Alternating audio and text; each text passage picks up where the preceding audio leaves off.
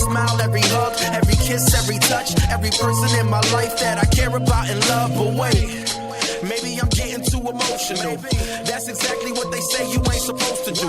Suppress your feelings, never talk about your pain. Can't appreciate the sun without acknowledging it rains, right? That's right. So this a moment of clarity. And make sure you always protect your energy. You stay focused and your life gon' be lit. And you are now rocking with Celeste the Therapist. Let's go. Hi. All right, so hi, beautiful people. If you have never been in here before, thank you so much for being here.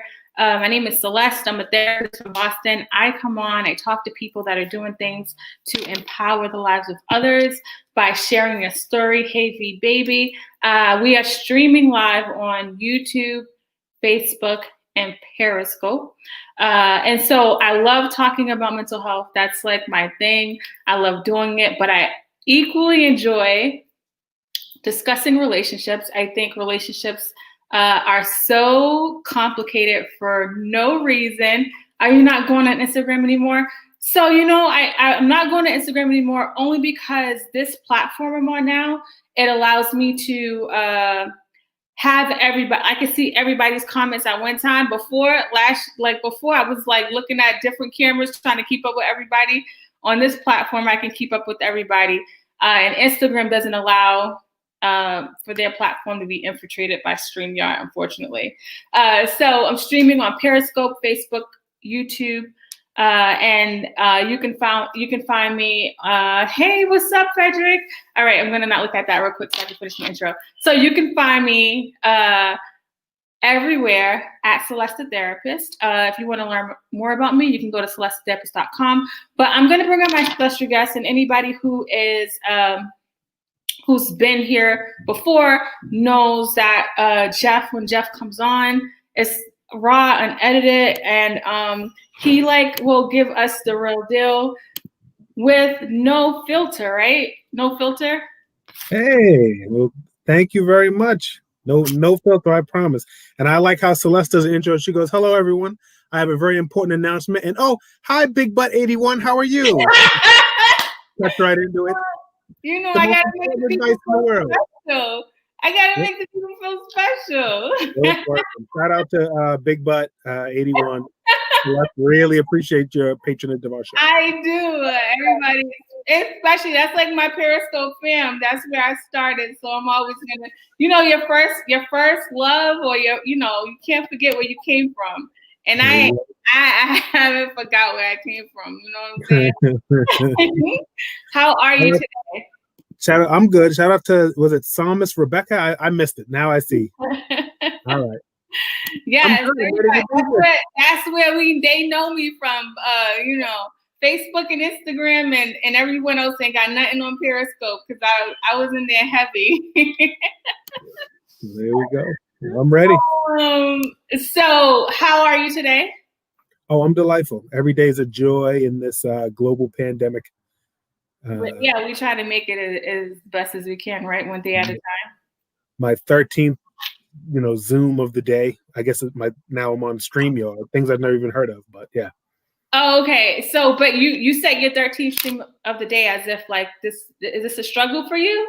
No, well, I got it. I'm built for this, Celeste. You are. That's why I love you. But in actuality, it is a little. We were just talking about how when we're going to go back and do it live, that's going to be great. Yes. When life opens up, me and Jeff will be doing this live. So in person, it is live. We're going to do it in person. Right. So for people that don't know, me and Jeff, we don't talk about what we're going to talk about. You guys are welcome to ask a question, but I am going to start with the clip.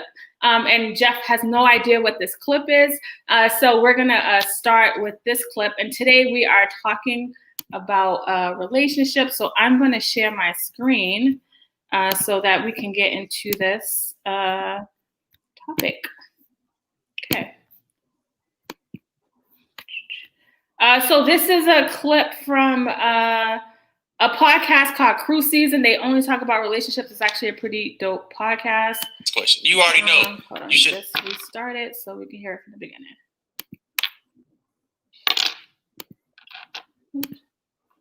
Quality time is a big thing on your checklist. If all you gotta do on this texting, why are you asking us this question? You already know you shouldn't mess with this. Why are you trying to find a excuse for why you're not getting with him? With this man, one reason. Let me try to start it again. Mm-hmm. I'm gonna try to start it again. What is on your checklist? Quality time is a big thing on your checklist. Mm-hmm. If all y'all doing is texting, why are you asking us this question? You already know you shouldn't mess with this. Why are you trying to find a excuse for why you're not getting with him? To keep messing with this man. One reason. Like you answered the question yourself. You want quality time, and he's not giving you what you need. And I hope you already voiced that to him. Like, hey, I don't like texting that much, which a lot of women will say in the beginning stages. I don't like texting that much. I'm more of a vocal person, so I want to FaceTime. If you at any time FaceTime out the blue and he just ignored it, okay, cool. Move the fuck around. He's not giving you what you need. Simple and plain. All right. So that I really enjoy that podcast because it's very unfiltered, and they have women on, men on, and they kind of give their perspective. So I would love to hear your initial thoughts about the statement. If you're not getting what you need, why continue to move on? Why stay? What's your thoughts on that? So if I'm getting it right, what they were talking about was this woman must have written in and said, "Hey, I got this guy, I really like him, but we don't have a lot of quality time because he'll text me back, he'll text me late, whatever. But I'm the kind of person that wants to talk or just sit and talk for hours about space and music. And this guy, space and music, we don't be asking to talk about space.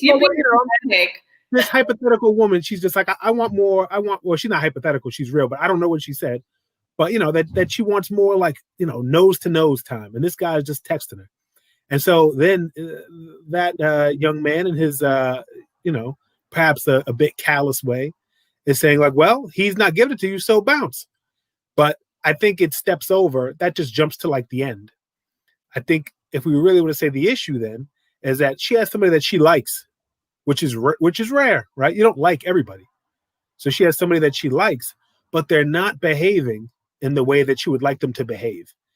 So tell me, Sho, how can I change this person into the person I want them to be? I feel like that's the wrong kind of mentality around like the changing the person. And this scenario is so common around, I really like this person, but then as we continue to court or date or whatever, there are these things that come up, and I feel like people make excuses for not getting what they really want out of the relationship. What do you think? Right. Well, your likes aren't rational. And really, most of your decision making is not rational. Your likes aren't rational? Yeah. So if you said, Jeff, what's your favorite food? I'll give you a long list of things that explain why I don't wear a Speedo at the beach. Right. But if I could like what I should like, then I guess I would like salad and granola and these things, but I don't like them. Well, I don't like them more than I like cake. Right? Because my likes aren't rational. Right? Rational. Okay, you're losing me with the rational part. They're not rational. You don't need a reason. I don't like I got every reason not to like cake, right? It makes you overweight. It's just not, it's not better. There's no rational defense of cake over salad. And yet I don't blow out the candles on my birthday salad. I want cake on my birthday because I like what I like. It's not rational. It doesn't make sense. Okay. And so she likes who she likes, and it doesn't make sense, right? Okay. And so then when the guys are saying, well, I'm standing on the outside, I see that you're not getting what you want, so just leave. But that's like saying, don't want cake more than salad, because clearly salad is better for you. And that's the trap that a lot of people are in. So in the same way that you skip the cake with discipline, you have to have some emotional discipline and say, I like this person, but I'm not getting what I need.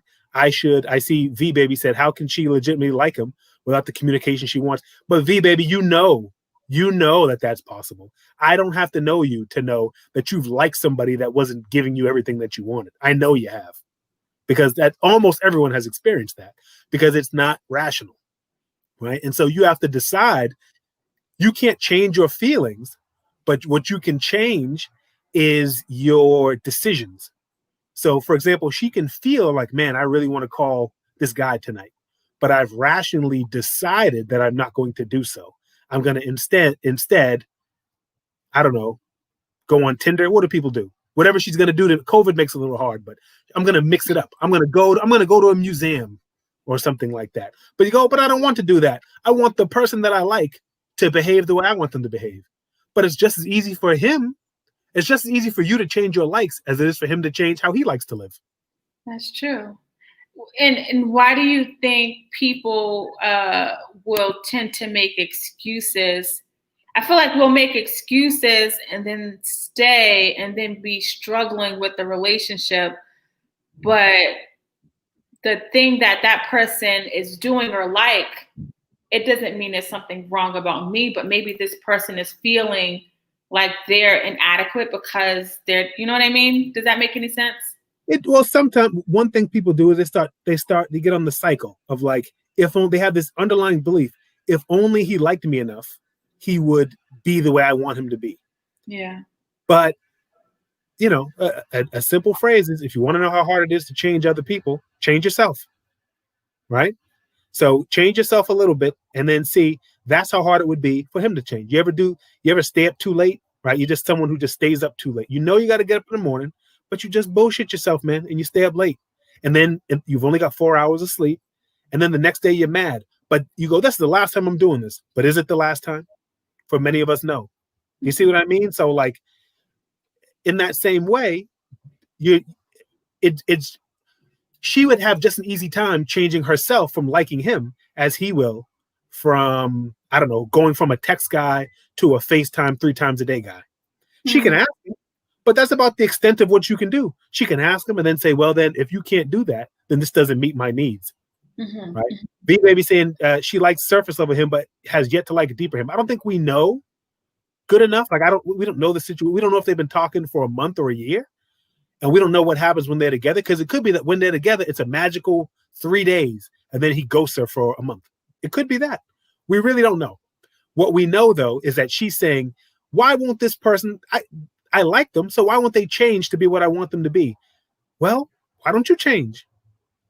Right? That's the real solution. Once you offered him, would you like to change, sir? If he says no, then the next solution is, then I'm going to change. And that's the person you can control. Just yourself. That's so true. I have another question for you, and this is something I told someone I was doing relationships.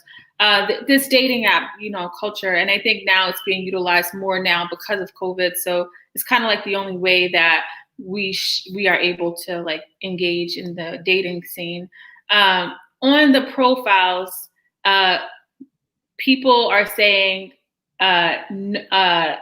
no kids, right? They don't want any kids. They don't want you to have any kids. And this individual feels that it's selfish and that person is saying that. What do you say to that? If somebody, and not just no kids, but they're just looking for a hookup. And I think that, this now a lot of people are kind of in that mindset.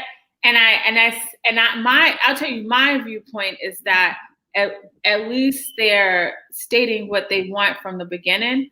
But I think people with kids or who may not be looking for just a hookup are insecure by it, or they look at it as a dig on them when it's probably not. But I'm curious to hear about what you think about that. First off, I will say, right at this moment during COVID, and you're on there looking for just a hookup, that doesn't make me trust your genitals. That does not make me trust your genitals, because there's been a lot of plagues before COVID, right? And some of them, they make you grow warts and do all types. So that doesn't make me love your vagina, if you say that, or penis, whatever it is I'm looking for. But what I will say is, that being said, people have a right to be interested in whatever kind of relationship they want. I mean, should casual hookups outside of a pandemic, should casual hookups be, I'm sorry, is that like, that's against the rules? The rules that who made up? You, person who's here looking for love? I think it's better that they be upfront, because the alternative they could do is say, I'm here to make a deep connection, and all they really want to do is get your legs up in the air. So they could do that. So I think it's the most ethical thing is to be upfront. But if you're disappointed that they don't want more, I mean, I guess going Christian mingle or something. I don't know. Don't. The Bumble? Christians be getting it in too. They're on the low. Oh yeah, but I think although I'm not exactly a nimble navigator of these different apps, but I get the impression that on one end, like Grinder is straight up like I'm here for hot sex, and then all the way on the other end, there's like farmers date or whatever it is. There's some farmers site, which is like I'm here for love. I don't know. Maybe they're hooking up all the time on the farmers site, but you see what I'm saying? So like they have each app has its own culture, I believe, and I think Tinder is a little more hookup-y. That's what I believe. I understand that Tinder is more hookup-y, and therefore, I mean, yeah, you got to fish where the fish is at. You want a saltwater fish, you got to go to the ocean. Freshwater fish, you got to go to a lake. That's just that. Yeah, and I don't want to shame anybody that may be hooking up during this COVID season, because technically you can get a test, wait 2 weeks. And I'm just saying, like, I just feel like we shouldn't be shaming people that is a part of this hookup culture during COVID if they're being safe. They're being safe. You're supposed to wear a mask when you go outside, but somehow you can suck on somebody's fluids. Come on, dog. What's the mask? What's the mask for? It's to keep their fluids out of me, right? So shame. You do what you want to do, but it's pretty risky, man. Usually I'm really rapid test. Yeah. Romello says rapid test same day. You're doing a lot at that stage. You're doing a lot. I get it. I've seen, I've done some crazy stuff for some baddies in my time, but come on, dog. So COVID, you pushing it too far. Is that what you're saying? I know what it's like to be thirsty. I do. But I gotta tell you, you just think about somebody coughing on your face once, right? That's pretty gross, right? They cough on your face once, it's pretty gross, right? How about having somebody's semen and vaginal fluids mixing for an hour? Is that pretty good? It's pretty gross. So that's what I say. Okay, got it. And V Baby says she has a homegirl with kids, and dude told her while chilling with her that he can't take her seriously because of her kids. And I think this is when I think a lot of times people will tend to settle for this type of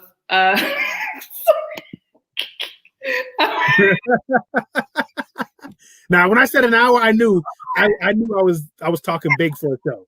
I said an hour, but in my heart, I knew I meant 16 minutes, including 50. So Romello, you right. I was thinking the same thing when I forced it. And I mean an hour over a week. I'm sorry. Let me go back to the question because I gotta add. I'm gonna go back to the question. So what V Baby is saying, I'm gonna answer this question. So I feel like people will settle, like this person saying, like, I can't take you seriously because of your kids, but this person may genuinely be a good person and that person may enjoy their company.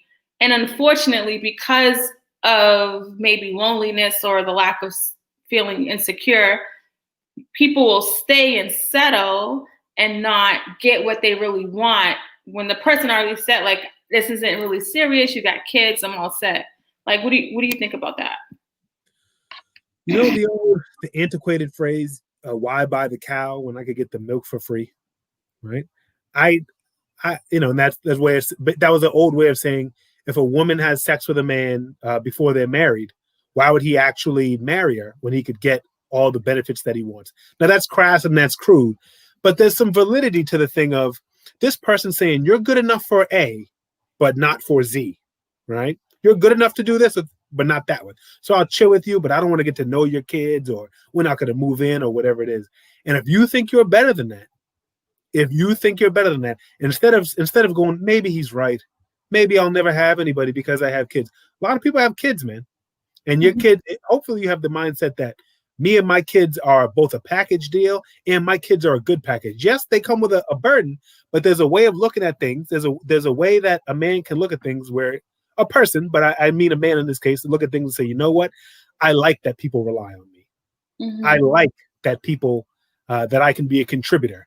I'm not sizing everything up as if everything is a zero-sum game of like, well, what value do you bring? I make $2,000 more per year, but you have better benefits.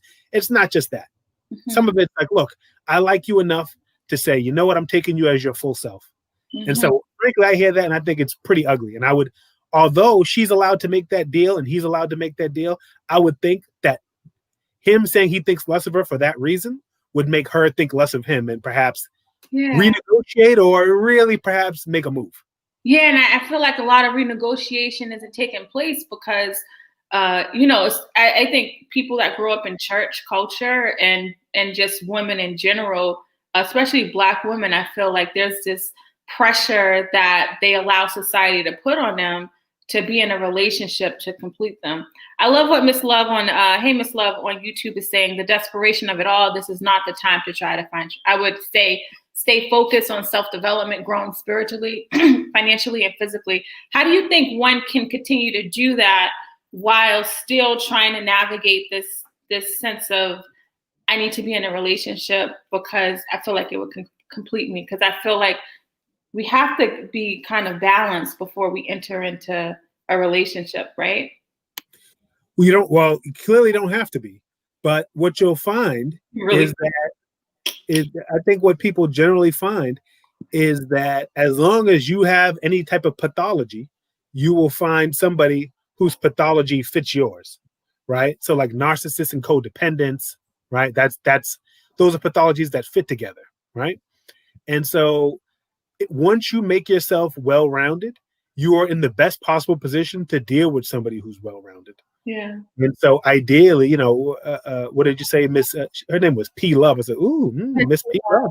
Miss P Love. Right. That, spiritually, financially, physically, in many ways, it's a great time to do that because a lot of the distractions have been removed. Yes. Right. You can't go to the gym, but you could absolutely go for a walk every day because your friends, if your friends are social distancing, they're not calling you to say, oh, let's go to the club because it's not safe. It's not good. So do that walk, do that thing. It's easy to save up for people that have been fortunate enough to keep their occupation or keep their finances going. I recognize some people are not in that position, but if you work from home or whatever it is, what a great time. You know how I used to say, I should bring lunch, but instead I order it. Well, now just walk to that kitchen and make a sandwich, man. So it's a great time to take advantage of. And some people are going to slingshot out of this situation and be better than they were because they invested in this time. If you spend a lot of time thinking about, and there's other ways, I recognize there's a loneliness epidemic and it's really painful. And I recognize that, but there's a lot of different things you can rely on, including hopefully a circle of friends, family who you may not be. My family has a Zoom call. And like, I don't get enough goddamn Zoom. My family has a Zoom call every Sunday night. And let me tell you something. We didn't talk every Sunday night before the pandemic. We did not. Okay. And if you could imagine 6 me's on the call, because that's what it's like. It's 6 of me. Okay. You see the face you're making, Celeste? That's what it's like. It's brutal. We spent we were on the call this last one last night for almost 4 hours. Damn. In some ways we're close. We weren't all on the whole time, but in some ways we're closer now than we were before the pandemic. Oh, that's so. And so that's a possibility. Yeah. But you have to do it. It doesn't happen for you, but you have to be proactive. But I agree with Miss P Love very much that this is the time to do that. And when you're your best self, it's like if you knew you were going to get your law degree in a month. Should you try for a job now or wait a month till you have the degree? When you're your best self, you'll get a better role. That's a good point. I love it. You could be your best self in a few months. Work on yourself. Let's say you got a therapist. Let's say, a Black woman therapist with her own show, and you were to deal with her and help her. She would help you enrich yourself. The person you could be at the end of that wouldn't put up with bullshit like a guy saying, "I can't take you seriously. I mean, look at you. You got kids. Now bend over." That sounds crazy to me. I just want Romello. I will put your question up. I'm not going to hold back, so just relax. But I do want to. I do want to put dating is hard but harder with mask on. Gotta ask them to pull the mask down before. Okay. I gotta stay away from my people listening on the audio because I be laughing through stuff. I gotta slow down. All right, so everyone listening on the audio. So she says dating is hard but harder with mask on. Gotta ask them to pull the mask down before trading numbers. True.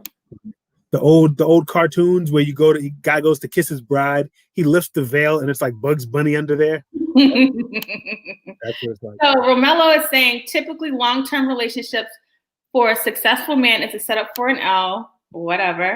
And then he also says, he didn't think I was going to put it up, married women are cheating at almost the same rate as men about time they don't deny themselves. I didn't read the last part. What do you think?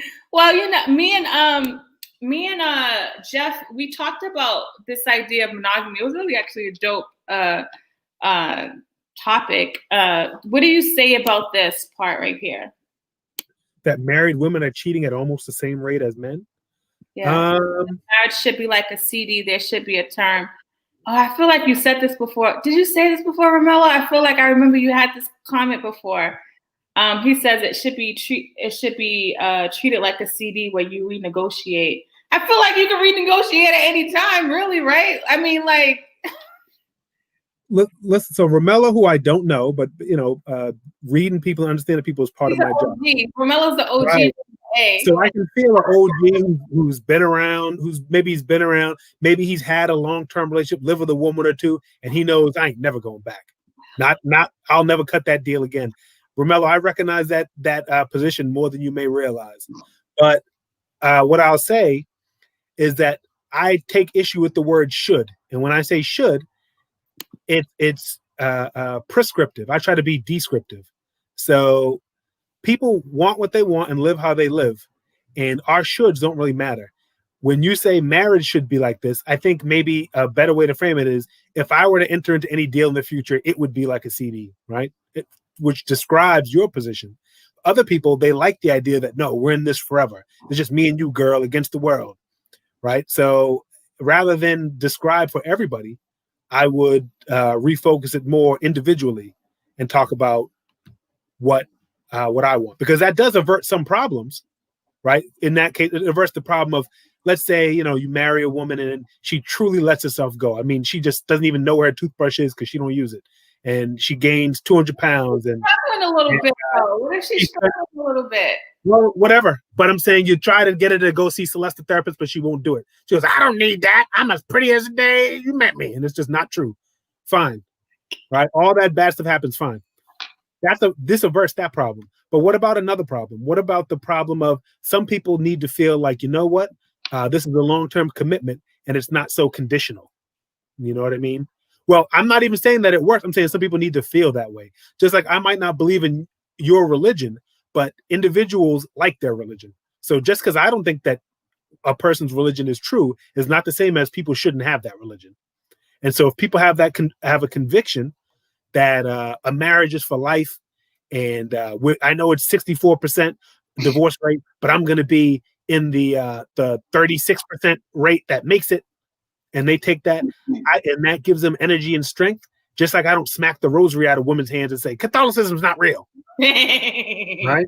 I say, look, if that is your totem that gives you focus, then at this point I think that's good. From the things I've learned in life, I think that's good and powerful. So that's why I don't have a prescription for the world.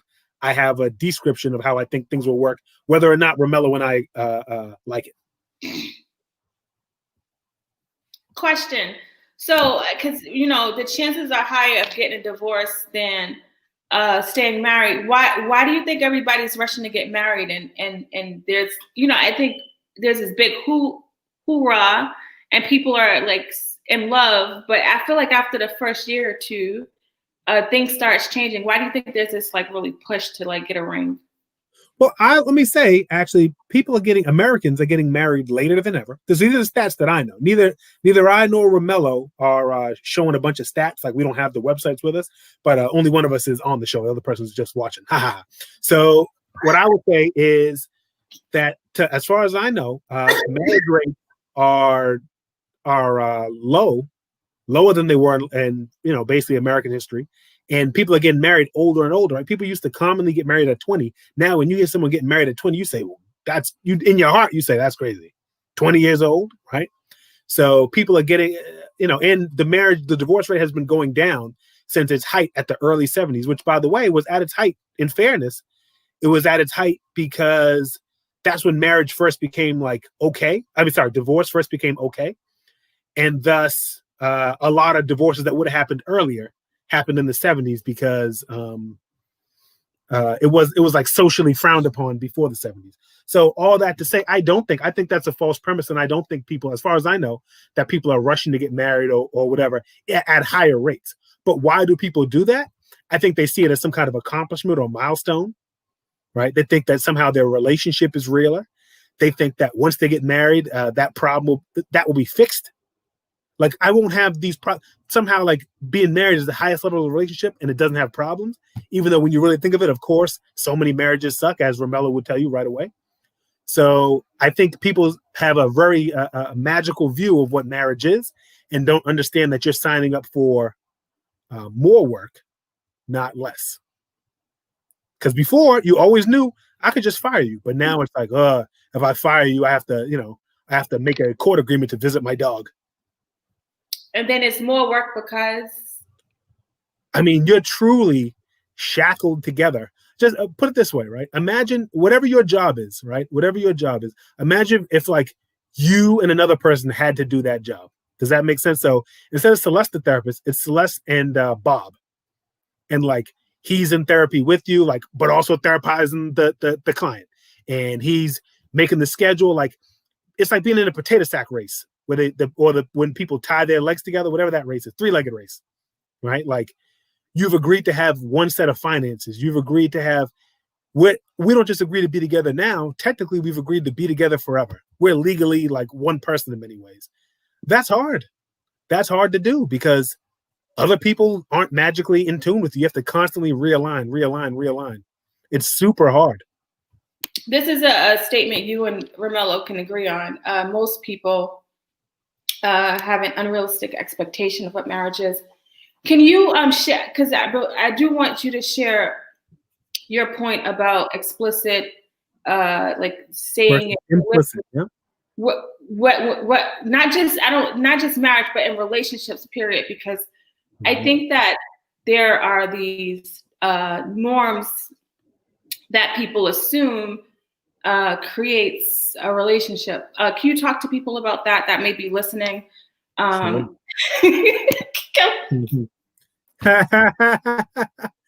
Right. I think, I wonder if Romello has a little bit of an agenda.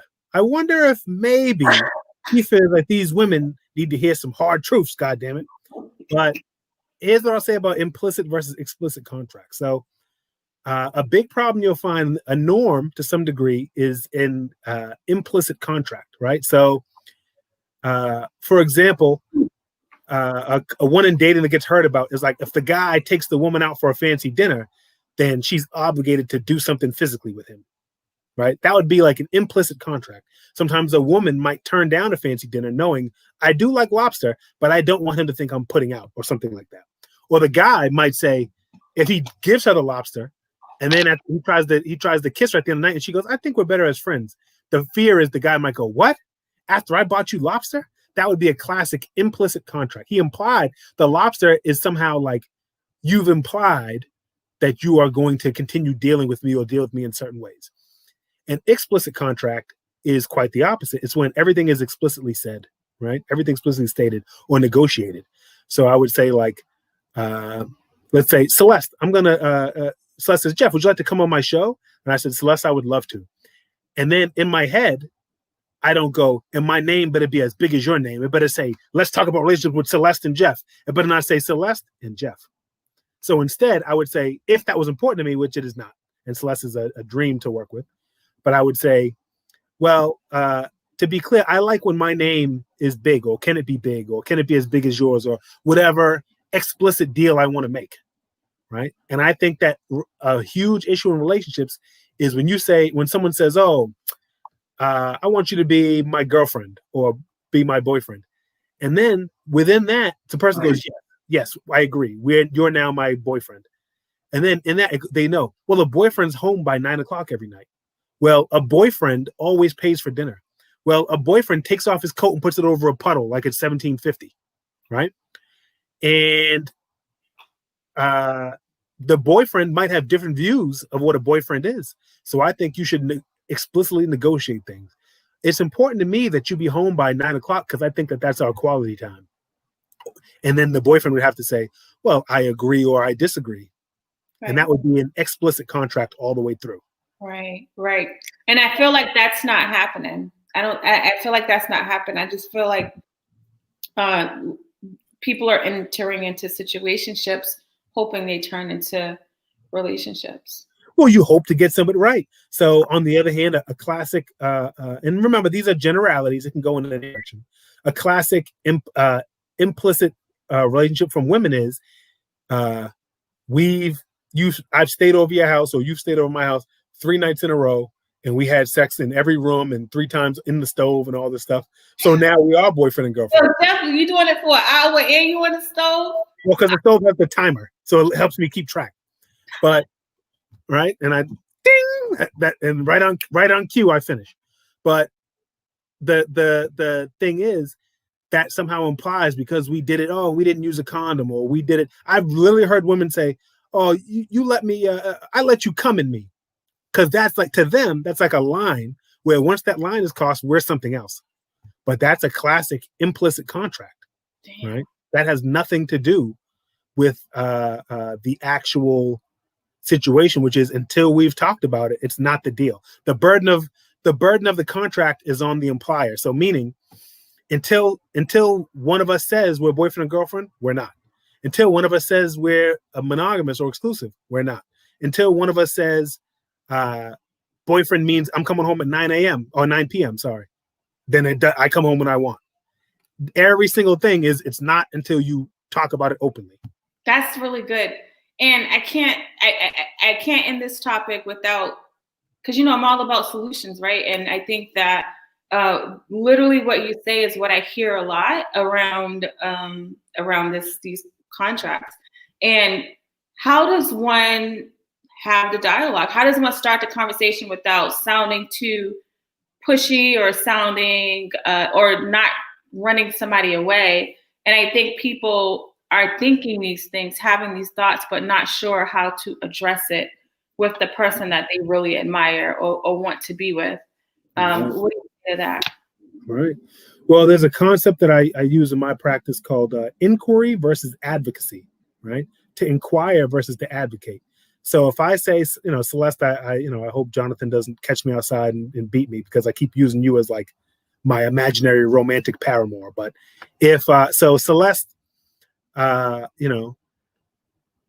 instead of saying, Celeste, I want you to be my girlfriend and I need you and I want you and you got to be. And then you say, well, Jeff, I think it's going a little fast.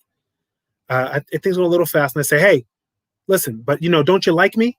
Don't you like me, Celeste? Come on, baby, please try it. You'll like it. You'll love it. A little bit of Jeff goes along, whatever it is.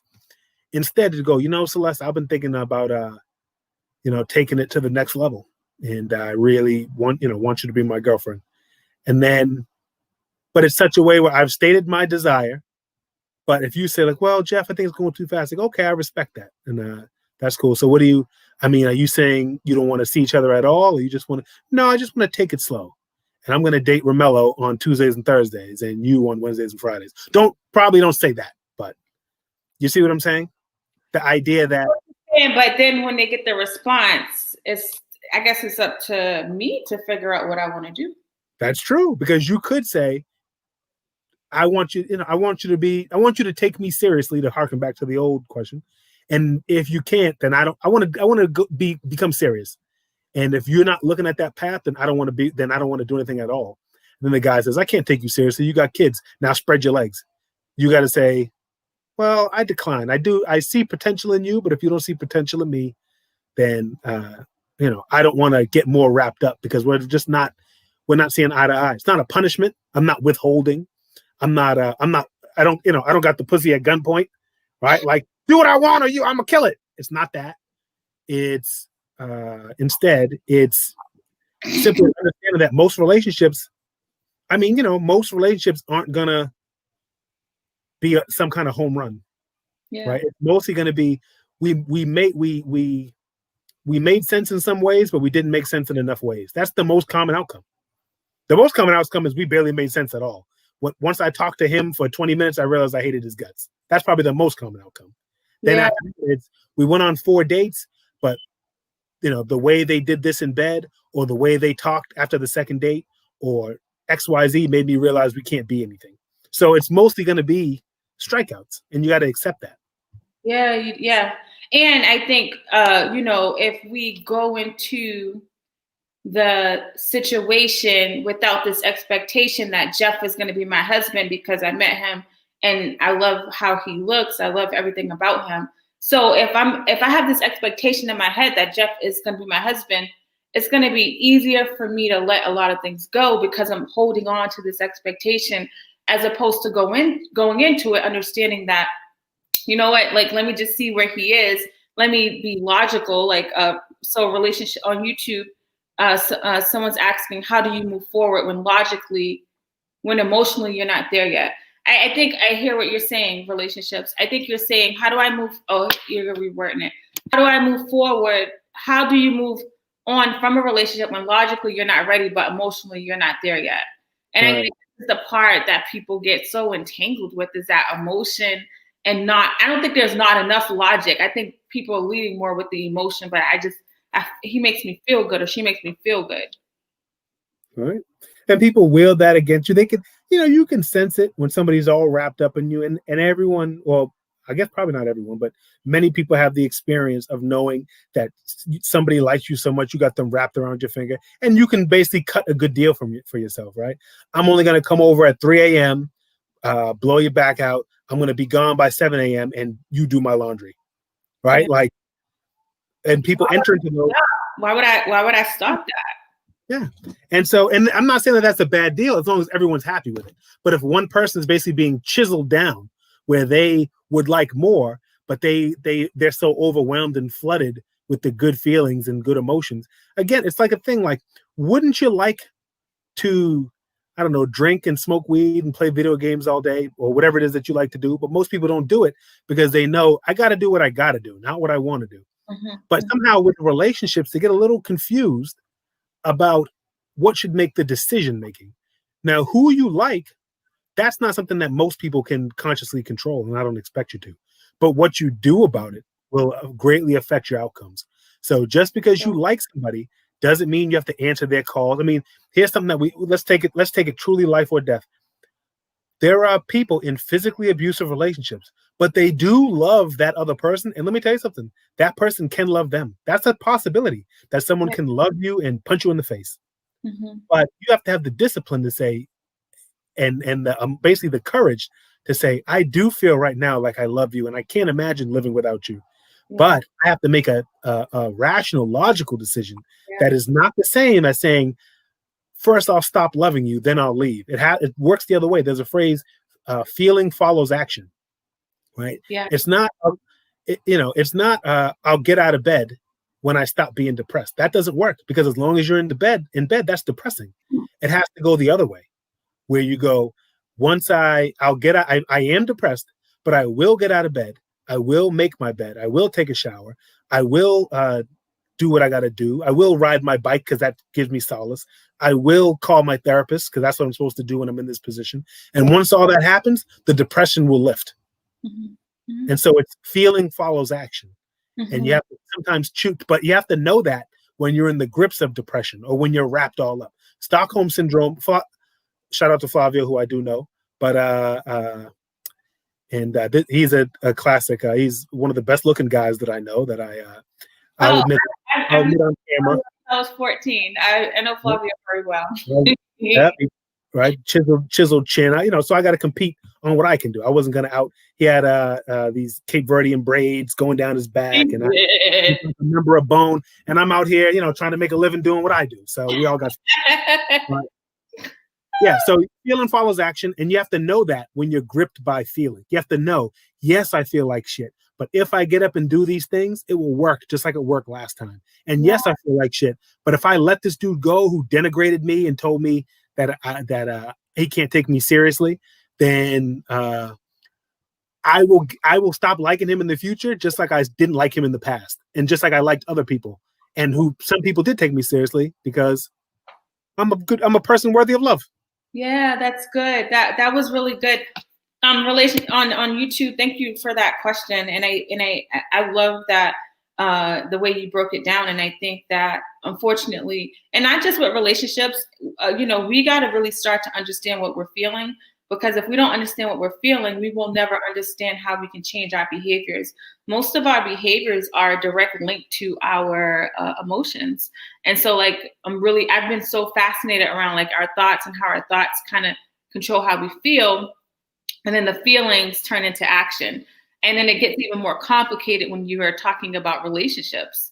And I think that if you can really get in touch with like how you are feeling and what's triggering you, and you can start to look at your behavior. So if you're dealing with people and you're dealing and you're trying to stop and you're trying to figure out why, start looking within. And I know that's cliche. People say that all the time, but just kind of check in with yourself around like, how am I feeling right now? Because a lot of times we are doing stuff because of some vulnerable feeling, whether it's insecurity, anxious, sad, lonely, hurt, and then you do with somebody, and then afterwards you back to that the feeling ain't going nowhere. It could be like a drug. Some situations you may find yourself in. So definitely be mindful of that. Yeah, exactly. You don't want to be on emotional autopilot. If you decide to get back with him after a month or whatever it is, and he treated you bad, and because it goes both ways. Because you do that a lot, Jeff. Not just him or her. Mm-hmm. Guys, sorry. Oh, that's what I did. I'm sorry. I continually think I've now locked on to that the woman with the kids, but you couldn't be more right. I'm not only talking to women, and it's not only women that make most people struggle with getting out of emotional autopilot, right? And being again explicit with themselves. If you decide to cheat on your diet, you should say, you know what? I've decided that today the indulgence is worth more than the calories. Yeah. Not I don't know. I wasn't thinking it before I knew it. I'd eaten a whole thing of ho-hos. Like, no, dog, decide or don't decide, but don't get out of autopilot. Yes, we got to get out of autopilot. That's good. How do you think, how would you want to leave people after everything we've talked about today? Like, what message would you have to people? Because I feel like you're such he's so smooth. No, so I feel like you're so good at breaking things down, and I can see problems, and you can like automatically kind of see the solution. And this relationship thing is a huge. We make it bigger issue than it needs to be. Like, what would you want to leave people with? I think I appreciate everything everyone's saying. People calling me smooth. People well, you started off by talking about sleeping, having sex for an hour, doing it all around the house, on the stove, everywhere else. And so why wouldn't we call you smooth, Jeff? I mean, I'm just thinking about the Aaron Hall videos I've seen. I'm more of a Jeff goes a long way. So all of that together, what do you want to do? Yeah, well, listen. I guess you have been getting the secret message, Miss P Love. I want to see how much you do love the P. So please call me after that.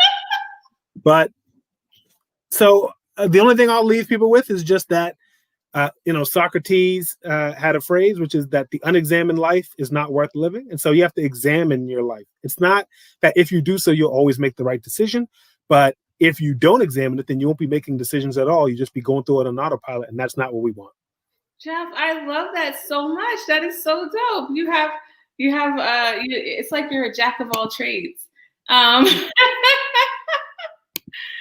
do want you to tell people. So Jeff is amazing. I love Jeff. This is not his first time on here. He comes on, we talk about relationships, but I want you to tell people a little bit about this right here.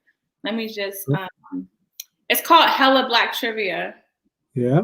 Hella Black Trivia. It's I think people are familiar with, pub trivia or whatever it is. Years ago, my partner Pops, and he hit me up. He said, "Jeff, you're a jack of all trades. Let's go to a trivia night." And we went, and it was good. It was at like a Irish bar, like the Purple Blarney Shamrock situation.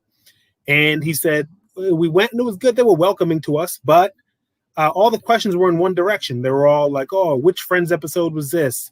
And which Anna Green Gables did that, and Sound of Music did this, and mayonnaise is that." And my partner Pops, he had an idea, which is let's see if we can start a trivia night that is more inclusive. And so, we're in Boston, and Boston's Harlem is called Roxbury. And he went down to the Dudley Cafe in Roxbury and asked them if we start a trivia night. They said yes. Hello Black Trivia was born. And now 5 years later, we do, we call it Trivia with Seasoning, right? And we do live events back before COVID. Now we do a lot of, different corporate events, clearly Black History Month and stuff like that, but just holiday parties. And it's just trivia that, instead of asking about Friends, maybe we'll ask about Martin. Instead of asking about the Beatles, maybe we'll ask about, New Edition. You know what I'm saying? New Edition obviously is the Beatles of Black people. Can I have? Yeah. Go ahead. Sorry. No, go ahead. That's it. No, I was gonna say, can I have you for like 3 more minutes? You got 3 more minutes of your time? Let's do it. This is a really good question. Sorry, I can't let it go. Relationships are hard. See, you be coming with the fingers. This is good. Okay, so what happens if you are experiencing vulnerability hangover, aka you feel stuck in the situation because you feel like you might have shared way too many intimate details with somebody you regret it? I mean, is a situation that you're a Nazi war criminal and they're going to turn you in? I mean, what is it? What are they going to tell you? If you own who you are and yourself, I mean, look, I owned it for myself. I have sex for an hour and I own that. I'm not ashamed of my sexual prowess. No, but the fact is, yes, a person should not let out things with people that they don't know. But let's say you've already done so. Well, then your next thing is to take the fact that you can't be blackmailed if you aren't afraid of whatever it is coming out. So if you, for example, told somebody, I don't know, sometimes I feel inadequate. Well, if they would have, I don't know, spread that around, then you would say, well, sometimes I do. But you know what? I'm working on it. And I'm not someone that blackmails people like a piece of garbage. Mm-hmm. Do you know what I mean? Or if you told somebody, my baby father is not really my child's father, that is a big thing to share with someone you don't know. But then I guess what a good time to have a reckoning. Because as long as you give in to any type of blackmail, even implied blackmail, as long as you give in to that, it never goes away, right? If you give the blackmailer what they want, there's a scam they run where they go, hey, I've got nudes of you. I won't even use Celeste. I've got nudes of you, Miss P Love. Yeah, I'll use her. I got nudes of you, Miss P Love, and I'm going to send them to your family unless you send me more nudes, right? Then she sends me more nudes. I go, thank you. Our deal is complete. No, I go, now you got to meet me under the bleachers. So the sooner you just rip the Band-Aid off and go, you don't own me and those secrets don't own me, the better. Romello's quite right. You should never disclose. Well, you should certainly be judicious with disclosing yourself so that you don't have that vulnerability hangover. But in the event that you have done so, then the sooner you are able to, I was going to say man up, but let's be gender neutral. As soon as you're able to person up and own it, the better off you'll be in terms of that won't have power over you anymore. And I think you'll be liberated.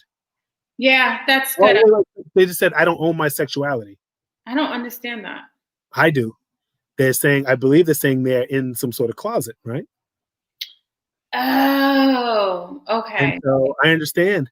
And as challenging as it is, you will always have that problem. Relationships are hard until you do so. It's work.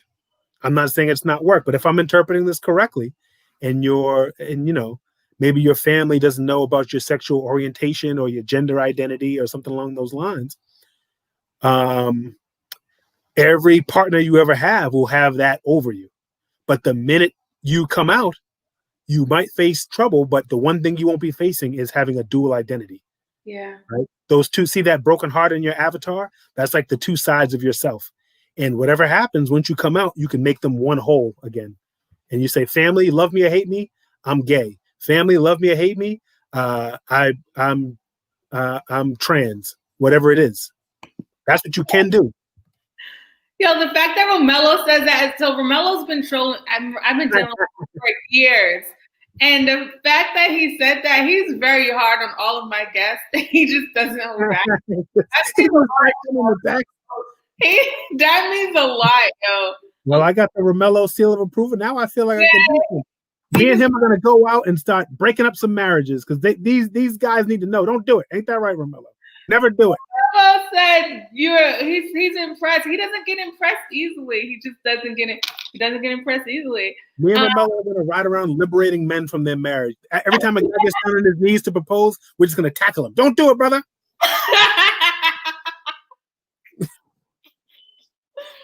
Oh my God! Thank you so much, everybody, for all your questions. Thank you.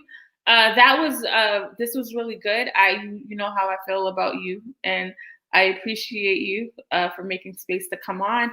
If you guys want to find Jeff, you can find him at Professor Gray, right? No, at Jeff@RogersLeeds.com. Jeff, what is it? I put in a thing, but Jeff@RogersLeeds.com. Okay, I'll make sure to put that in the show notes. Hi, Wes. How are you? Wes look like a goddamn dreamboat too. I